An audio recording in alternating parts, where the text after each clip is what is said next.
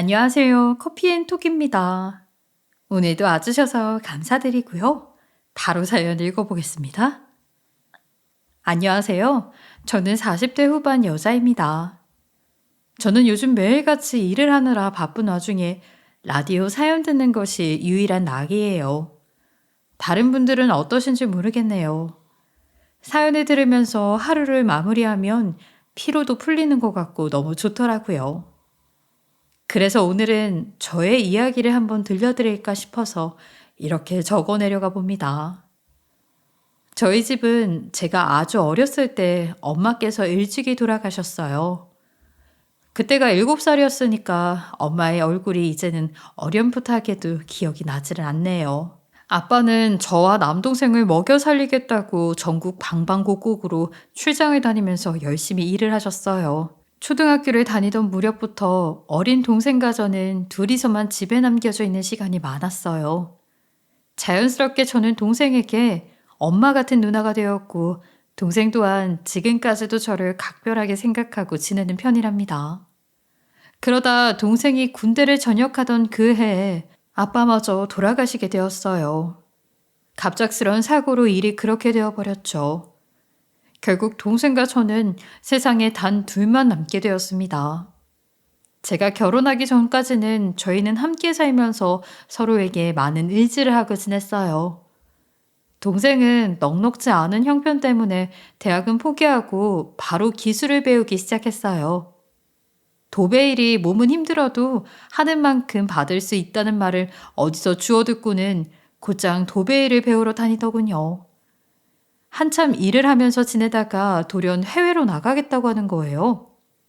처음엔 동생을 말리고 싶었지만 좀 더 넓은 세계로 나간다는 그 녀석을 막을 도리가 없었어요. 결국 동생은 해외로 떠나서 거의 7년 가까이 일만 하면서 살았어요.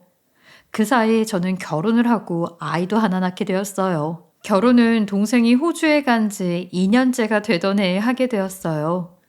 제 남편은 저와 비슷하게 여유 있는 형편은 아니었지만 살림이 건실하고 알뜰살뜰한 사람이었어요. 그거 하나 보고 제 인생을 그 남자에게 걸게 되었죠. 여자를 감동시키는 깜짝 이벤트나 설레는 말을 할 줄 아는 사람은 아니었지만 저는 남편에게 그런 대로 만족하면서 살고 있었어요. 그러다 동생이 한국에 들어오게 되었어요. 동생의 귀국 소식은 저에게 너무나도 큰 기쁨이기도 했죠. 이 녀석아 영영 안 돌아오는 줄 알고 좀 무서웠어. 그래도 잘 왔어. 한 3년만 일하다 올 생각이었는데 돈이 모이는 걸 자꾸 보니까 귀국을 미루게 되더라고. 이제 해외 생활은 이골이 나게 했으니까 다시는 안 나갈게. 좀 나가라고 등 떠밀어도 안 나갈 거야. 처음 한국을 떠났을 때보다 듬직해져서 돌아온 녀석을 보니 기분이 참 묘하더라고요. 저 어린 것이 언제 저렇게 컸나 싶기도 했고요. 그 먼 타지에서 혼자 지내는 동안 얼마나 힘들었을지 생각하면 눈물이 날 것 같기도 했어요. 동생은 한국에 돌아와서도 일만 미친 듯이 하더군요. 내심 동생이 이제는 일보다도 결혼을 해서 자리를 잡았으면 좋겠다는 생각을 하고 있었어요. 모든 일에는 때가 있는 법인데 결혼이야말로 타이밍을 놓치면 더 이상 할 수 없다고 생각했거든요. 연애는 언제쯤 하는 거냐고 핀잔을 주기라도 하면 동생은 항상 내 주제에 연애랑 결혼은 무슨 이라고 하면서 앓는 소리를 하더라고요.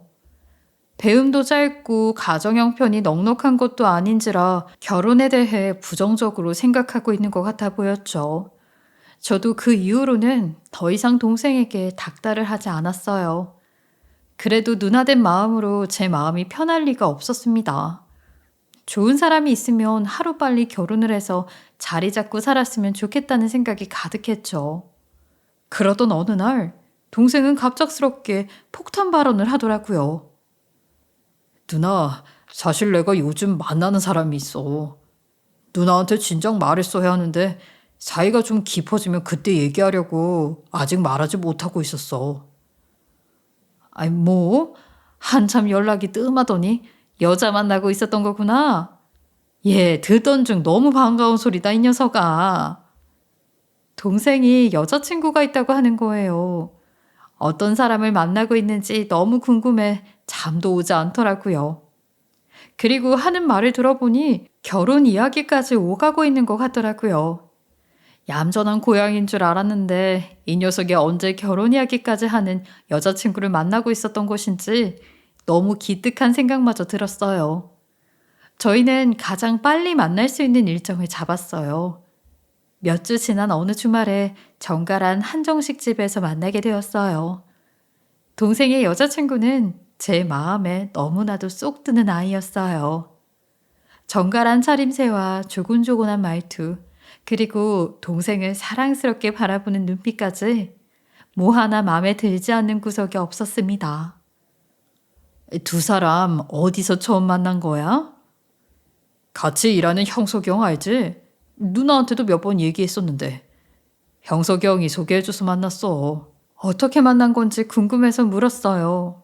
그런데 동생의 여자친구가 하는 말이 너무 귀엽더라고요. 제가 형석이 오빠한테서 오빠 사진을 우연히 보게 됐었거든요.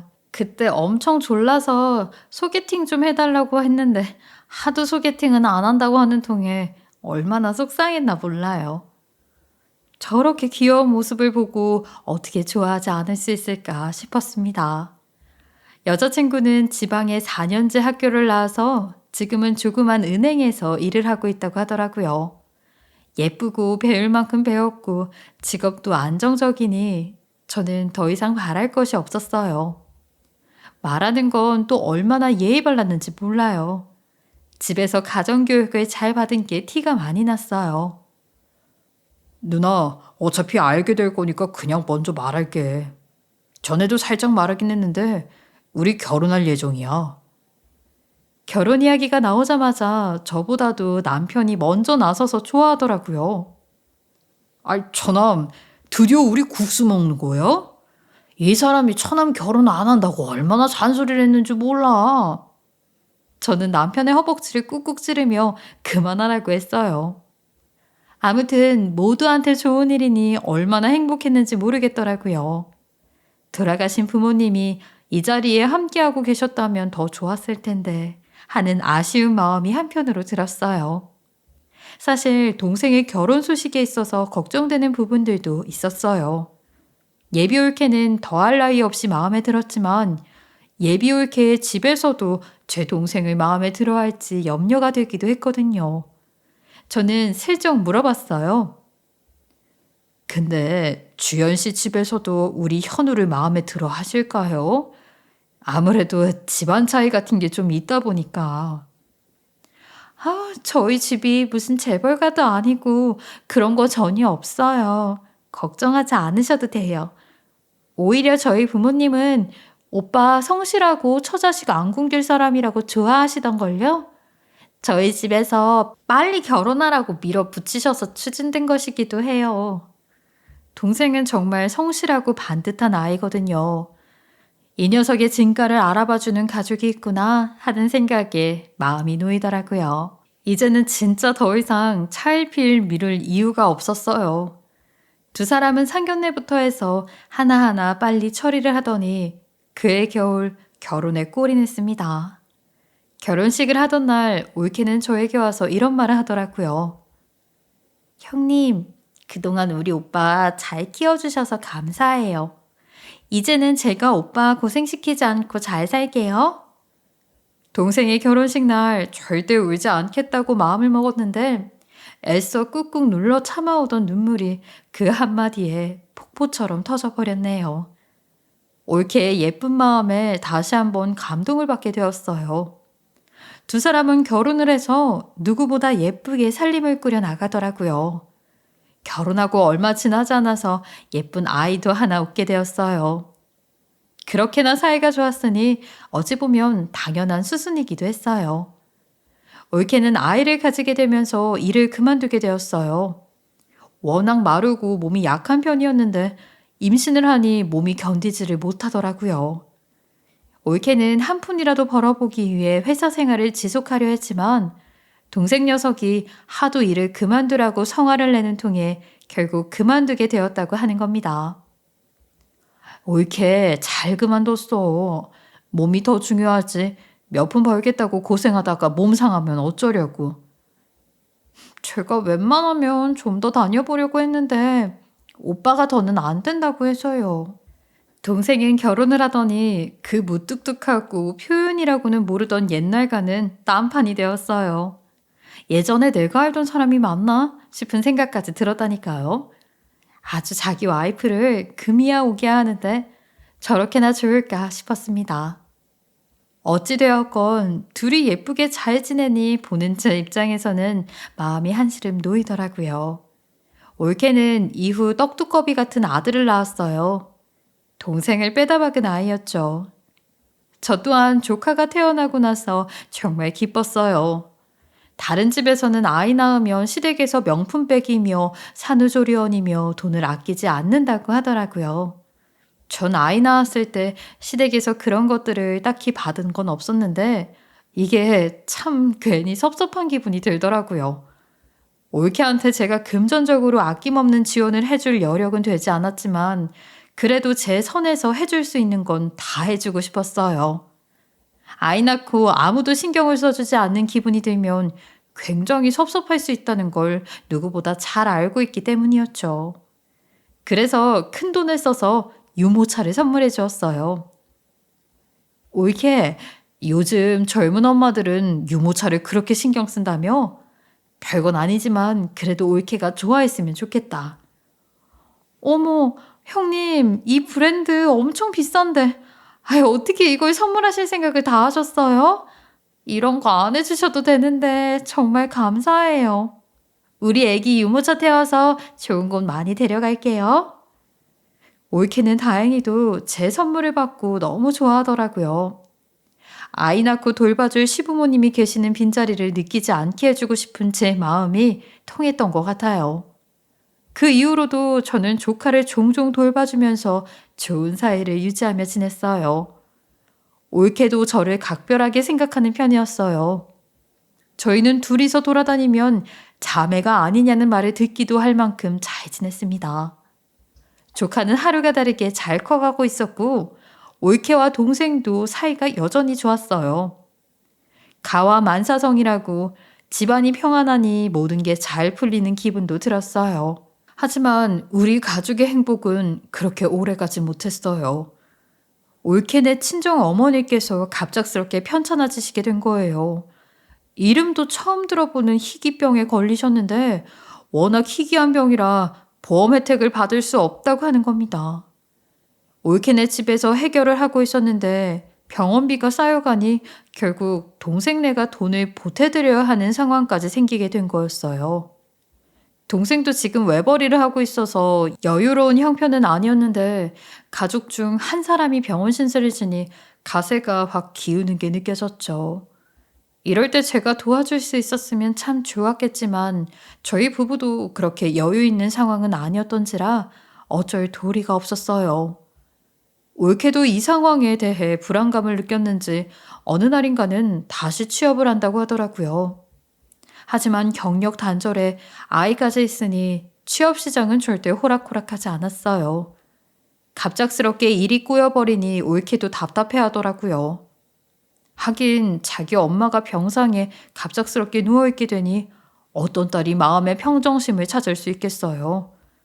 한참을 그렇게 힘들어하던 동생은 결국 얼마 지나서 큰 결심을 하게 되었어요. 누나, 내가 당분간 해외로 나가서 일을 해야 할 것 같아. 누나도 알겠지만 여기서 버는 것보다 2배 이상은 벌 수 있잖아. 뭐? 너 다시는 해외 안 간다고 그랬잖아. 그럼 올케랑 지안이는? 나도 해외에 사는 거 이제 지겨워서 안 하고 싶은데 저 자식 고생시키고 싶지 않아서 결정하게 된 거야. 지안 엄마 저렇게 취업한다고 발 동동 구르고 있는 것도 마음 아프고 내가 고생 조금만 하면 돼. 그리고 당장은 다른 방법이 없기도 하잖아. 동생의 말이 맞았어요. 당장 일이 이렇게 되어버렸는데 어쩌겠나 싶더라고요. 나가는 돈은 다달이 늘어나고 있는데 가장된 마음으로 얼마나 속이 까맣게 타들어가고 있겠어요.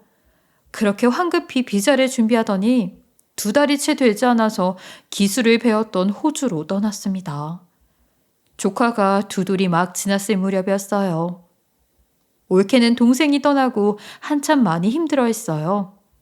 그래도 심적으로 자기 남편한테 많이 기대고 있던 상황 가운데서 먼 타국으로 가버렸으니 얼마나 속이 편치 못했겠어요. 오죽하면 다른 사람 얘기는 잘하지 않는 저희 남편도 올케를 걱정하더라고요. 처남댁은 요즘 좀 어떤 거야? 지난번에 보니까 살이 더 빠지셨던데. 안 그래도 깡 말랐는데 점점 더 말라가는 것 같아. 당신이 가서 신경 좀 써줘라. 내가 옆에서 챙겨준다고 나름대로 애쓰고 있는데 올케 속이 지금 얼마나 까맣겠어. 다른 사람 일에 무덤덤한 남편까지 저렇게 말을 하는 걸 보니 상황이 안 좋긴 하구나 하는 생각이 들더라고요. 그러던 와중에 더 큰 일이 생기고 말았어요. 올케가 어느 날 전화를 해서는 저에게 잠시 만났으면 좋겠다고 하는 겁니다. 무슨 안 좋은 일이 더 있는 건가 싶어서 괜히 마음이 철렁 내려앉더라고요. 불안한 마음이 들었죠. 그런데 아니나 다를까 저의 불안한 마음이 괜히 그런 것이 아니더라고요. 올케는 저에게 듣고도 믿을 수 없는 말을 하더라고요. 형님, 저 어떡하죠? 저한테 이런 일이 생기게 될 줄 몰랐어요. 그러면서 눈물을 뚝뚝 흘리는 거예요. 무슨 일인지 몰라도 분명 안 좋은 일이 생긴 게 분명해 보였어요. 그렇게 한참을 울더니 올케는 다시 말을 이어가는 겁니다. 올케가 글쎄 암에 걸렸다는 거예요. 저는 너무 놀라고 믿어지지가 않아서 확실한 거냐고 되물어봤어요. 올케는 더 이상 말을 하지 못한 채 굵은 눈물만 뚝뚝 떨어뜨리고 있었어요. 올케를 간신히 진정시키고 들어보니 글쎄 대장암 3기라고 하는 겁니다. 이미 어느 정도 진행이 된 상태이고 하루빨리 치료를 들어가야 한다고 하는 거예요. 마음이 철렁 내려앉았어요. 동생네 앞날에는 꽃길을 걸을 것 같은 일들만 있을 줄 알았는데 어쩜 이런 일이 있을 수 있는 건지 가슴이 미어지는 것 같았죠. 착하기만 한 올케에게 왜 이렇게 가시밭길을 걷게 되는 것인지 하늘이 원망스러운 기분이 들었어요. 지한이 아빠한테는 말했지. 당장 들어와야 하는 거 아니야? 저는 동생에게 이 사실을 알렸는지 물었어요. 하지만 올케는 완강하게 말을 하더라고요. 형님, 저 치료하는 동안에는 제발 지한이 아빠한테 말하지 말아주세요. 안 그래도 외국 나가서 힘들게 일하고 있는 사람한테 더는 신경 쓰게 하고 싶지 않아요. 제 치료는 제가 알아서 잘 받을 테니까 형님도 너무 걱정하지 마시고요. 저 이렇게 쉽게 무너지지 않을 거예요. 우리 지안이 생각해서라도 꼭 완치 판정 받을 때까지 힘낼게요. 그래 올케. 절대 마음 약해지지 마. 알겠지? 나도 올케 도울 수 있는 데까지는 최선을 다할게.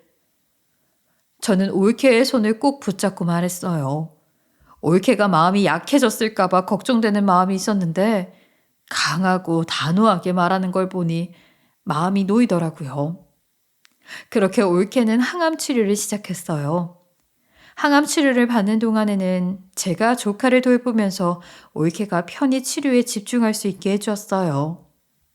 넉넉한 형편은 아니었지만 올케에게 병원비에 보탤 수 있게끔 용돈도 조금 쥐어주곤 했고요.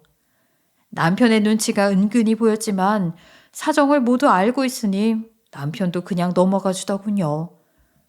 돈에 인색한 남편이지만 가족일 앞에서는 순한 양이 되어 주었어요.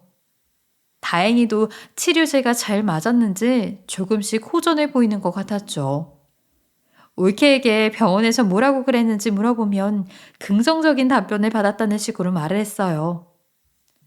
저는 항암 시작하면 머리가 몽땅 빠질 줄 알고 엄청 걱정했었거든요. 그래서 지안이가 엄마 못 알아보면 어떡해요.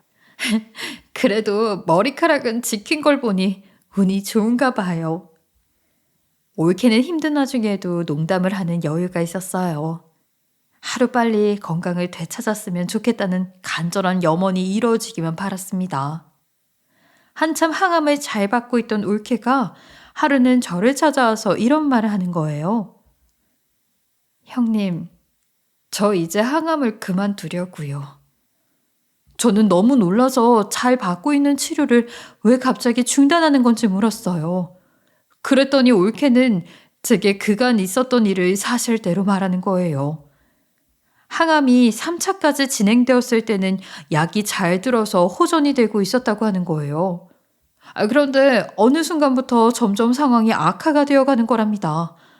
병원의 권유에 따라서 항암제를 바꿨는데도 차도가 전혀 없었다는 거예요. 제가 걱정할까봐 굳이 말을 하지는 않았다고 하는데 마음이 착잡할 뿐이었어요. 그러더니 제게 이런 말을 하더군요.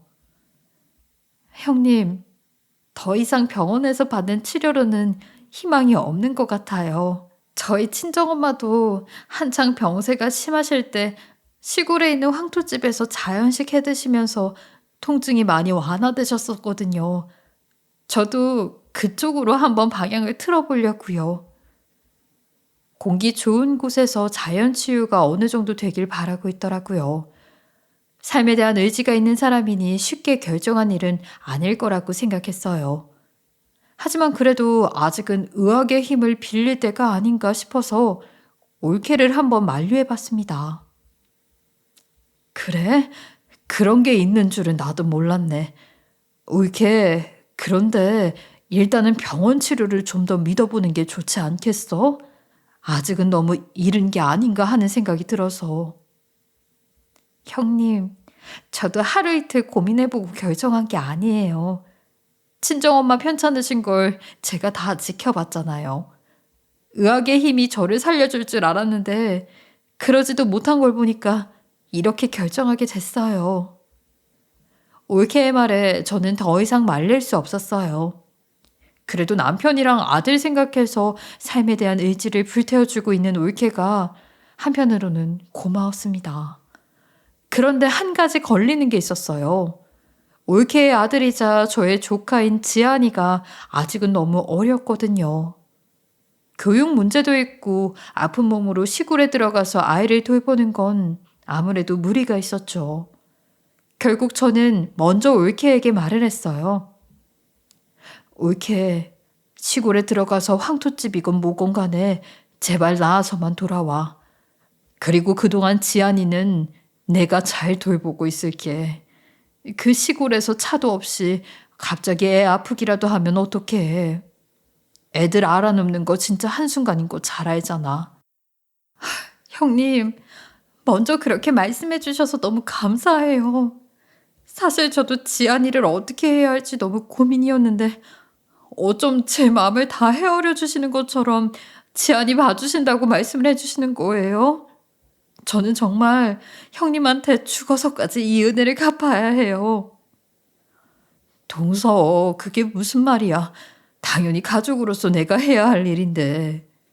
동서도 내가 아팠다면 선뜻 먼저 나서서 그렇게 말했을 거 아니야. 이심전심이야. 그러니까 동서는 아무 생각 말고 무조건 몸만 생각해. 아무 스트레스 받지 말고. 알겠지? 올케는 저에게 고맙다고 하면서 엉엉 울더라고요.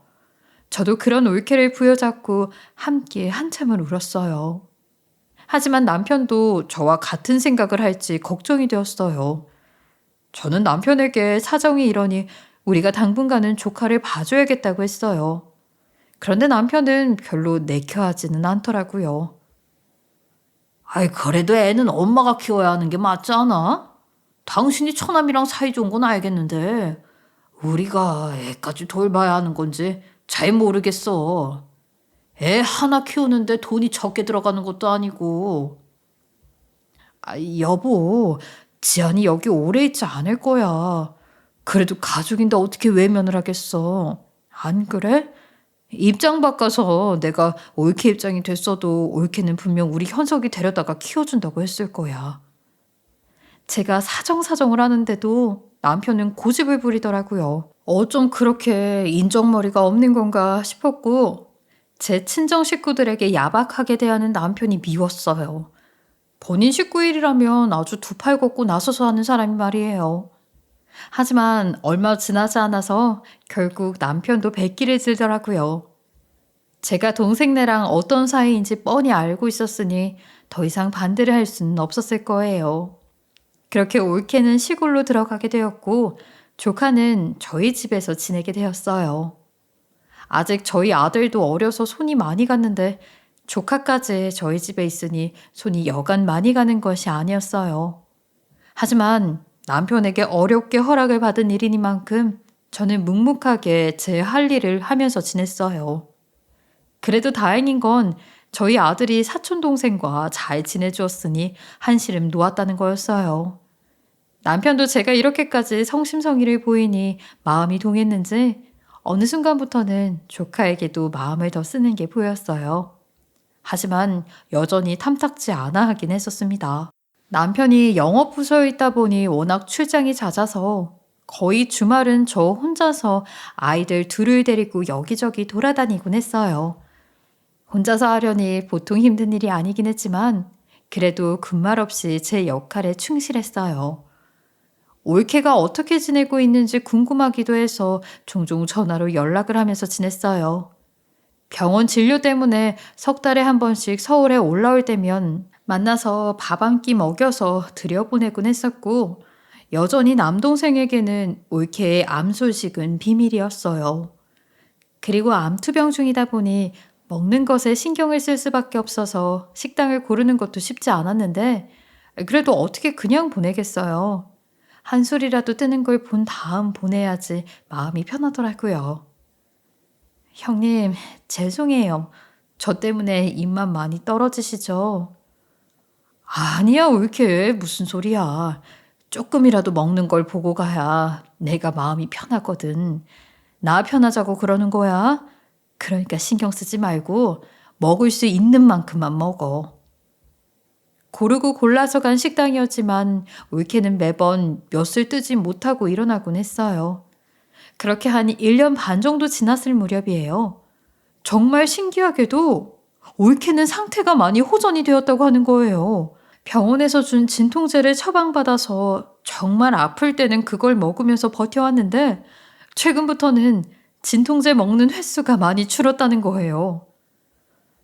저도 이번에 병원 갔다가 엄청 놀랐어요.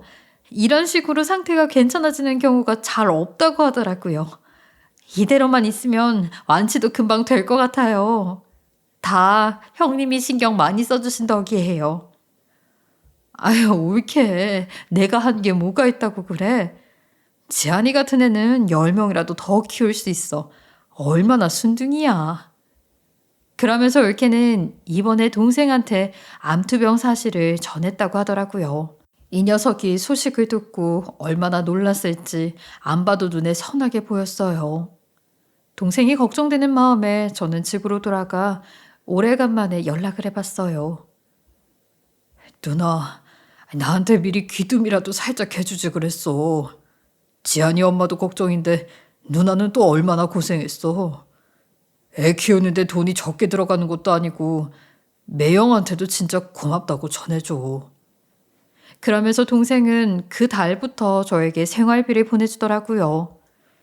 동생이 결혼 전에 호주에서 일을 할 때도 저에게 생활비를 보내줬었는데 그 생각이 나서 돈을 쉽게 쓸 수가 없더라고요. 챙겨주는 사람 없으면 밥도 잘 안 먹는 녀석인 걸 아는데 어떻게 지내고 있을지 안 봐도 눈에 선했거든요. 그렇게 힘들게 벌어오는 돈을 제가 어떻게 펑펑 쓸 수가 있겠어요. 동생이 저에게 보내주는 생활비는 착실하게 모아두고 있었습니다. 한국에 돌아오면 살림살이에 보태 쓰라고 줄 생각이었거든요. 어떻게 지내다 보니 시간이 5년이나 지났더라고요. 지안이도 이제는 자기 엄마보다도 고모인 저를 더 따르게 되었어요. 하긴 태어나서 자기 엄마랑 지낸 시간보다 저와 함께한 시간이 더 기니까 그럴 수밖에 없기도 했어요. 그러던 어느 날이었어요. 그날도 어느 날과 똑같이 평범하게 저녁 시간을 보내고 있었어요. 저희 아들과 조카는 나란히 소파에 앉아서 TV를 보고 있었죠. 그런데 조카가 갑자기 저에게 와서는 이러는 거예요. 고모, 방금 테레비에서 지나간 사람 엄마 아니에요? 저는 고개를 돌려서 TV 화면을 봤어요. 아이들이 보고 있는 방송은 기자가 맛집을 찾아가서 시민들과 인터뷰를 하고 있는 뉴스였어요. 그런데 휙 지나가는 장면으로 정말 순간 올케처럼 보이는 여자가 어떤 남자의 손에 이끌려서 맛집에 들어가고 있는 거예요. 저는 제가 분명히 잘못 본 거라고 생각했어요. 먹는 것도 아직 시원치 않고 자연식만 하는 올케가 칼로리 폭탄 내장 파괴 햄버거라는 이름을 달고 있는 햄버거 집에 갈 리가 없잖아요. 그것도 어떤 남자와 다정하게 손을 잡고 그 남자 손에 이끌려서요. 그런데 조카는 계속해서 엄마가 맞는 것 같다고 하는 거예요. 아이들이라고 관찰력이 없는 게 아니고 집중력이 없는 게 아니잖아요. 어쩔 때 보면 아이들이 어른보다 더 깊은 눈으로 사물을 보고 생각을 하고 생각지도 못한 깜짝깜짝 놀랄 말들을 하잖아요. 아마 아이 키우시는 분들이라면 아실 거예요. 그러니 조카가 보는 TV 속 저 여자는 올케가 확실한 것 같았죠. 심지어는 TV 앞으로 달려나가서 화면을 뚫어져라 보길래 저는 황급하게 TV를 껐어요. 그리고 조카가 이해할 수 있는 말로 타일러 주었어요. 그런데 아무리 생각해도 뭔가 이상한 거예요. 제 눈으로 봐도 너무나도 올케 같아 보이는 거였죠. 저는 설마 하는 마음으로 TV 다시 보기 어플을 깔아서 그 뉴스를 다시 돌려봤어요. 그리고 뉴스 화면을 다시 본 저는 그 자리에서 다리에 힘이 풀렸고 결국 주저앉아 버렸어요. 그 화면 안에서 햄버거를 먹고 있는 건 곱게 화장을 하고 차려입은 올케가 맞았어요. 그런데 정말 더 충격적인 것은 따로 있었습니다. 올케의 손을 잡고 맛집으로 끌고 들어간 남자도 제가 잘 알고 있는 사람이었는데 다름 아닌 바로 저희 남편이었기 때문이에요. 중요한 자리에만 입고 다니는 자켓이 있는데 그걸 입고 올케와 나란히 맛집에 들어가는 거예요. 아마 이 둘이 이렇게 방송을 하는데도 당당했던 이유가 지상파 방송 3사에서 하는 뉴스 채널이 아닌 지역에서 하는 조그마한 뉴스 채널이었기에 설마 이런 지역 뉴스를 누가 보겠어 싶어 이렇게 당당하게 돌아다닌 듯 싶었네요. 그런데 운이 좋다고 해야 되나 운이 나쁘다고 해야 되나 저희 애들이 채널을 돌리다 딱 그 채널을 틀면서 보게 된 거였죠. 물론 저도 처음엔 제가 잘못 본 거라고 믿고 싶었어요. 저는 그 화면을 여러 번 다시 재생해서 확인해 봤어요. 그런데 아무리 봐도 남편과 올케가 맞는 거예요. 이어지는 화면에서 남편은 올케의 어깨를 감싸고 콜라를 먹여주는 장면이 나오자 제가 잘못 본 게 아니라는 확신을 하게 되었어요. 어떻게 이런 일이 있을 수가 있는 건지 하늘이 무너져 내리고 땅이 일렁이는 기분이었어요. 지금까지 병마와 싸우면서 고통을 받고 있던 사람은 누구이며 저는 누구를 위해서 조카를 5년간이나 돌본 것인지 머릿속이 하얗게 되어버리더라고요. 그리고 저는 하나하나 밝혀내야겠다고 생각했어요. 출장을 마치고 돌아온 남편이 잠에 든 사이에 남편의 차에 가서 뭔가 단서가 나오는 건 아닐까 하는 생각에 여기저기 뒤져보고 있었어요. 남편의 내비게이션 도착지 목적을 쭉 살펴보는데 뉴스에서 나왔던 그 햄버거 가게가 떡하니 있는 겁니다. 그걸 보고 얼마나 손이 떨렸는지 몰라요. 그리고 떨리는 손으로 남편 차에 블랙박스 메모리 카드를 빼다가 컴퓨터에 연결해서 확인을 해봤어요. 블랙박스 안에는 올케의 앙칼진 목소리가 들렸고 남편과 나누는 애정이 담긴 대화가 다 녹음되어 있는 거예요. 그걸 들은 순간 어찌해야 할지 아무런 생각이 나지 않고 분노가 폭발을 했어요. 온몸이 사시나무처럼 떨리듯 덜덜거렸어요. 대체 언제부터 어디서부터 저와 동생을 속이며 기만하고 있었던 건지 감도 오지 않았죠. 그동안 올케 욕을 하며 올케가 마음에 들지 않는다고 말했던 남편의 행동과 말투가 머릿속을 스치듯 지나가는데 본인들의 관계를 들키지 않기 위해 아주 부단히도 싫은 내색을 하는 연기를 능청스럽게도 해왔다는 생각에 거북하기까지 했어요. 저는 다음날 다시 남편의 차에 가서 여기저기 뒤져보기 시작했어요. 이윽고 트렁크를 열게 되었는데 트렁크 구석에 시트가 살짝 일어나 있는 걸 봤어요. 시트를 걷어내니 또 다른 박스가 하나 나오는 거예요. 거길 열어보니 그동안 올케와 연락을 주고받을 때 사용했던 휴대폰이 나온 겁니다. 휴대폰 배경화면에는 두 사람이 나란하게 찍은 사진이 자리하고 있더라고요. 충격이라는 단어로는 저의 마음을 대변할 수 없을 거예요. 말문이 막혀버리고 이게 꿈인지 현실인지 분간이 가지 않았습니다. 저는 동생에게는 이 사실을 차마 밝힐 수가 없었어요. 아무것도 모른 채 가족들 고생시키지 않겠다는 생각으로 죽어라 일을 하고 있는 녀석이 이 사실을 알게 되면 그 충격이 얼마나 심하겠어요.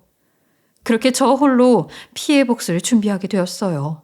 변호사 사무실에서 분노에 이글거리는 눈빛으로 어떻게 하면 좋을지 조언을 구했어요. 일단은 증거 확보가 가장 먼저 되어야 한다고 하더라고요. 남편의 휴대폰으로 올케와 주고받은 문자들을 쭉 내려가 보다가 올케가 지금 시골의 황토집이 아니라 경기도 어딘가에서 지내고 있다는 걸 알게 되었어요. 올케네 집 근처에서 며칠간 잠복을 했어요. 올케는 정말 그 집에서 나오는 겁니다. 말문이 막혔죠. 올케가 집을 비우는 시간을 알아내게 되었어요. 그리고 올케가 없는 틈을 타서 몰래 집으로 잠입을 했습니다. 문을 따기 위해서 열쇠공에게 큰 돈을 줘야 했지만 어떻게 해서든 증거를 더 잡아내야 했어요. 그렇게 들어간 올케의 집에는 남편과의 추억을 담은 사진이 여기저기 붙어 있는 거예요. 둘이 스킨십을 하면서 찍은 사진부터 함께 놀러 가서 찍은 사진들까지 눈으로 보고도 믿을 수가 없었어요.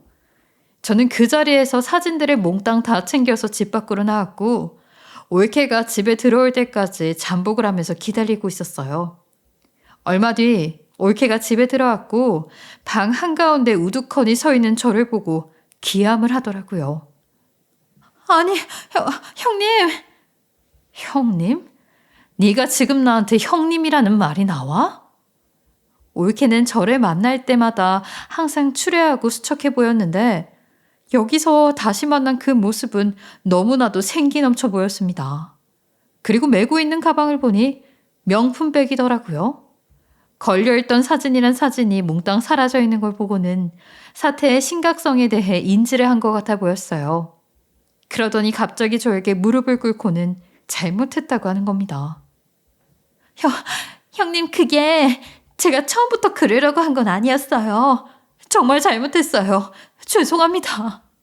저도 이렇게까지 사이가 깊어질 줄은 정말 몰랐어요. 그냥 잠깐 스치고 말 줄 알았는데 제가 100번 다 잘못했어요. 눈물을 뚝뚝 흘리면서 잘못했다고 사죄를 했지만 이미 너무 큰 강을 지나고 온 후였죠. 어떤 사과를 한다고 해도 절대 저에게 용서를 받을 수 없었어요. 야, 네가 이런 짓을 벌이고도 정말 사람이야? 짐승도 이런 짓은 안 해. 현우가 그동안 네 걱정을 얼마나 하면서 그 고생을 했는데 너희들이 이런 짓을 하고도 발 뻗고 편히 잘 수 있을 것 같아? 내가 너희 둘 다 절대 가만두지 않을 거야. 알겠어? 형님, 저는 정말 그만두고 싶었어요.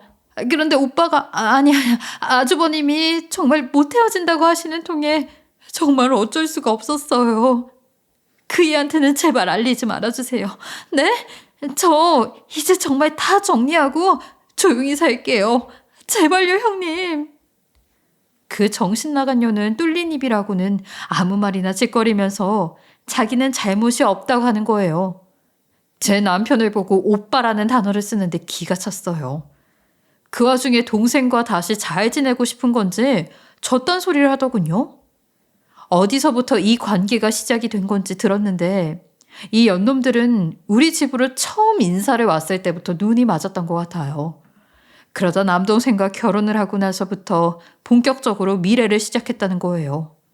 사람들의 눈을 피해서 만나고 싶으니 암에 걸렸다고 위장을 하게 되었고 겸사겸사 아이도 저한테 맡긴 채 둘만의 미래를 즐길 수 있었던 겁니다.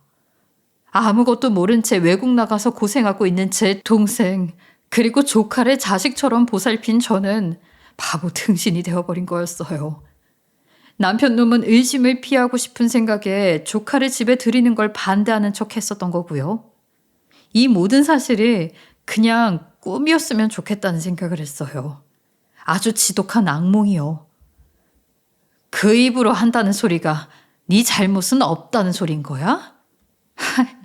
야, 이 의리도 없는 년아. 내 남편한테 이 말 그대로 들려줘 볼게. 다 녹음하고 있으니까.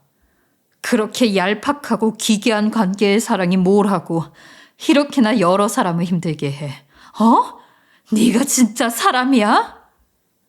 그 여자는 제 발목을 붙잡고 울며불며 제발 용서해달라고 비는 겁니다. 그 모습이 너무 가소로워 보여서 헛웃음밖에 나지 않았어요. 그런데 그 순간 채 닫히지 못한 현관을 열고 누군가가 들어오는 겁니다. 들어오는 사람을 보고 너무 놀라서 저 역시 온몸에 힘이 탁 하고 풀려버렸어요. 그건 바로 제 동생이었기 때문입니다. 여보, 정말이었던 거야? 여기까지 오면서도 절대 아닐 거라고 생각하면서 왔는데 그냥 다 사실이었던 거야? 동생은 어떻게 알고 여기를 온 겁니다. 끝까지 동생에게 숨기는 건 어려웠을 노릇이었겠지만 그래도 이런 식으로 알게 하고 싶지는 않았는데 동생이 얼마나 놀랐을지 가늠도 되지 않았어요. 그저 걱정되는 마음뿐이었어요. 나중에 듣게 되었는데 동생은 외국에서 일하는 동안 친구에게 이상한 연락을 받았다는 거예요. 친구가 최근에 경기도로 이사를 했는데 아무리 봐도 재수 씨랑 똑같이 생긴 사람이 자기 동네에 살고 있다는 겁니다. 동생네 부부의 딱한 사연을 다 알고 있는 친구라 시골에 있어야 할 재수 씨를 여기서 봤으니 잘못 봤다고 생각을 했겠죠. 뭔가 이상한 느낌이 들었던 동생의 친구는 그날부터 며칠간 올케로 보이는 여자의 뒤를 밟다가 결국 저희 남편과 방으로 들어가는 모습을 보게 되었고 그 장면을 휴대폰 카메라로 찍어서 이 사실을 알렸다고 하더군요. 동생은 친구가 보내준 한 장의 사진을 보고 저처럼 설마 하는 마음으로 한국까지 아무 연락도 없이 황급하게 달려온 거였죠. 그 충격을 어찌 말로 표현할 수 있겠어요. 제가 그랬던 것처럼 동생 또한 믿었던 사람으로부터 받은 상처가 얼마나 크겠어요. 저는 동생과 함께 곧바로 소송에 들어갔어요. 뒤늦게 이 사실을 알게 된 남편놈은 다급히 용서를 구하더라고요. 하지만 이미 늦을 때를 늦어버린 이유라 되돌릴 수는 없었어요. 여보, 내가 정말 정신이 잠깐 어떻게 됐었나 봐. 미안해. 내가 이렇게 빌게. 아무리 그래도 합의금으로 이렇게 큰 돈을 내가 어떻게 해줄 수 있겠어? 여보, 내가 앞으로 정말 잘할 테니까 한 번만 그냥 넘어가 주면 안 될까? 뭐? 변명이라고 하는 말이 정신이 잠깐 어떻게 됐다는 말을 하는 거야? 이 인간아, 5년이야, 5년. 지금 나랑 장난해? 어떻게 그 입으로 한다는 소리가 고작 그따위 말일 수가 있어? 매영. 아니, 매영이라고 부를 것도 없지. 당신이 어떻게 나랑 우리 누나한테 그딴 짓을 할 수가 있어. 그런 짓을 하고도 용서를 받으려고 하는 거면 염치가 없어도 너무 없는 거 아니냐고. 다시 그딴 소리 하지 말고 둘이서 콩밥을 먹던 살림을 차리거나 알아서 해. 두 사람은 저희에게 용서를 구한다는 구구절절한 반성문을 몇 통이나 남겼지만 그게 어디 가당키나 하나요? 결국 둘이서 나란히 돈도 다 뺏기고 위자료와 이혼이라는 벌을 받게 되었죠. 근데 사실 이걸로 벌을 줬다고 하는 것도 너무 속상해요. 한 집안, 아니 두 집안을 이렇게 망가뜨려 놓고 평생 씻을 수 없는 상처를 안겨주었는데 대체 왜 간통죄는 사라졌는지 너무 속이 상하더라고요. 이렇게밖에 할 수 없으니까요. 결국 이렇게 될 것을 뭐 그렇게 대단한 사랑이라고 그렇게나 질질 끌었나 모르겠습니다. 조카의 양육권과 친권은 당연하게도 동생이 가져가게 되었고 저 역시 마찬가지예요. 그렇게 저와 동생은 지금 함께 지내면서 아이를 키우고 있어요.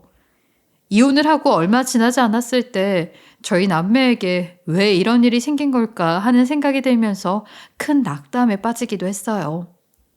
믿었던 가족에게 배신을 당했다는 사실에 분노를 느끼는 날도 너무 많았고요.